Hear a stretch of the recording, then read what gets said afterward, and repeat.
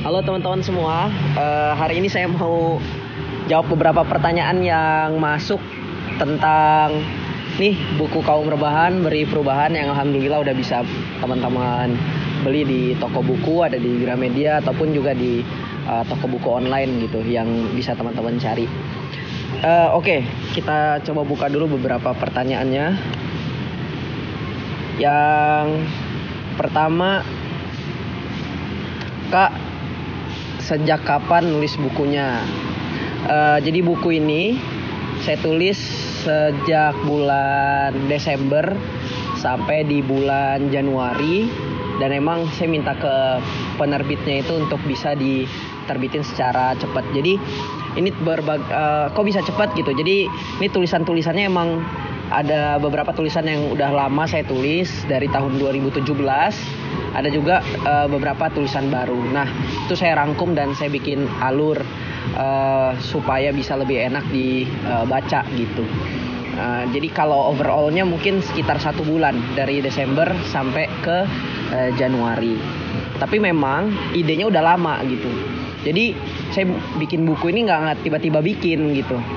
Ada beberapa yang akhirnya nanya gitu kan, Kak ini apa ditulisin orang apa gimana gitu, karena ternyata ada juga penerbit yang menawarkan jasa kayak gitu. Cuma saya nggak mau, justru saya mau bilang ke penerbitnya naskahnya harus dari saya, idenya harus dari saya, pure gitu. Nah makanya saya minta waktu itu ke penerbit gini aja, deadline naskahnya kapan gitu. Waktu itu dikasih tanggal 16 Januari.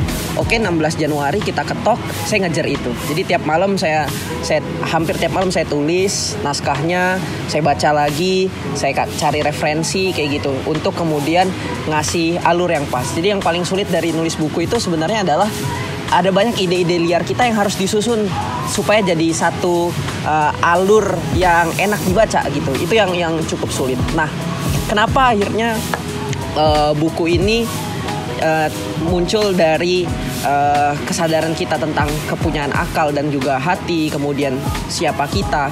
Ya karena itu alur yang ingin saya bikin. Saya pertama ingin ngasih semacam jawaban atas pertanyaan sebenarnya siapa sih kita, apa sih tugas kita. Kalau orang banyak nanya, kalau ada pendapat atau peribahasa lama itu kan bilang malu bertanya sesat di jalan. Nah makanya kita harus sering nanya diri kita gitu. Gimana sih supaya kaum rebahan ini bisa beri perubahan tuh? Pertama harus banyak nanya dulu. Kita tuh siapa? Apa yang udah kita punya? Apa yang harusnya kita lakuin? Apa yang sebenarnya bisa kita lakukan? Kayak gitu. Itu yang ingin saya kasih di part-part awal. Bahwasanya ternyata kita tuh hamba Allah yang punya akal. Kita manusia yang punya hati. Kita akan dimintakan pertanggungjawaban di akhirat. Jadi akal hati kita itu dikasih bukan untuk nggak dipakai atau untuk disia-siakan, enggak. Tapi itu hal yang harus dipertanggungjawabkan.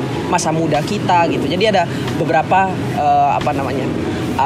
di part awal itu saya ingin bilang ini loh kita, ini loh tugas kita gitu. Harusnya kalau kemudian kita sadar kita punya akal untuk memikirkan hal yang benar, untuk memikirkan hal yang bermanfaat bagi diri kita. Kalau kita sadar kita punya hati untuk melakukan hal baik, untuk memberikan manfaat bagi orang lain, seharusnya itu udah cukup untuk kemudian menggerakkan kita. Apalagi kalau kita sadar bahwasanya umur kita, apa yang Tuhan kasih itu akan ditanya gitu di akhirat, ya harusnya itu membuat kita sangat sadar bahwasanya kita nggak boleh nyanyain itu. Termasuklah masa muda gitu, masa-masa kita jadi kaum rebahan ini. Nah itu jadi kurang lebih 1 bulan. Ini saya jawabnya agak kebanyakan, nggak masalah. Nah pertanyaan kedua itu ngomongin soal apa filosofi dari covernya. Nah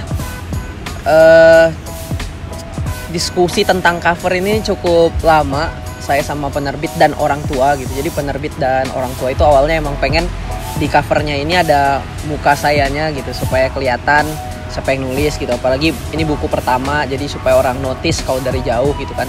Cuma ke orang tua saya dan ke penerbit saya bilang saya nggak mau jual muka gitu. Buku ini bukan tentang, saya nggak mau orang belinya karena atau nyimpen ini karena muka saya gitu. Tapi saya pengen karena isinya, karena tulisan saya, karena kata-katanya, karena gagasannya. Itu jadi reason saya kenapa saya menolak tawaran untuk kemudian ngasihin muka di buku ini.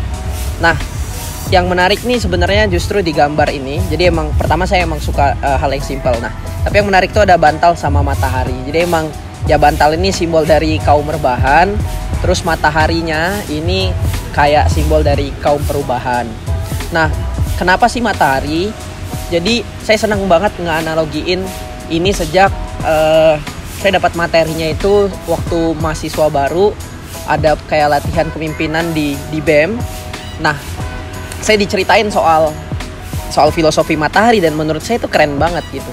Jadi saya dibilangin kayak gini, waktu itu saya masih maba dan cutting saya yang ngasih materi ini udah mau lulus gitu. Dia jadi presiden mahasiswa, dia bilang kami ini matahari senja, sedangkan kalian adalah matahari pagi. Waktu bersinar kami itu udah mau habis, sedangkan kalian masih lama.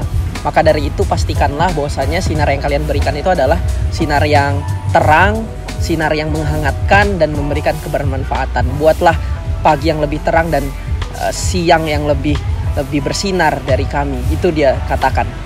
Nah, itu yang membuat saya ngerasa kita perlu belajar memang dari matahari, bahwa waktu kita bersinar itu tuh nggak lama. Waktu kita hidup tuh terbatas. Waktu kita bersinar itu nggak selamanya. Ya, kita akan tenggelam setelah senja datang.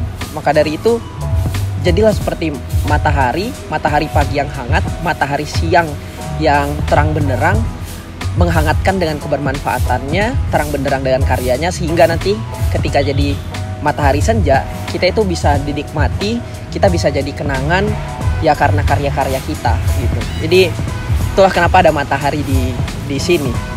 Nah, untuk review lainnya kita akan lanjutkan di video selanjutnya. Semoga bermanfaat buat teman-teman. Justru saya mengharapkan ada yang mau nge-review juga nih buku ini. Dan ya mohon maaf kalau ada kekurangan, saya juga masih belajar. Tapi saya berharap buku ini bisa jadi inspirasi dan bisa menggerakkan lah. Seperti yang di awal saya tuliskan di pendahuluan, bahwasanya kata-kata yang bagus itu bukanlah yang indah, tapi justru kata-kata yang membuat orang bisa tergerak. Nah, semoga buku ini bisa menggerakkan, bisa bermanfaat. Terima kasih teman-teman semua. Assalamualaikum.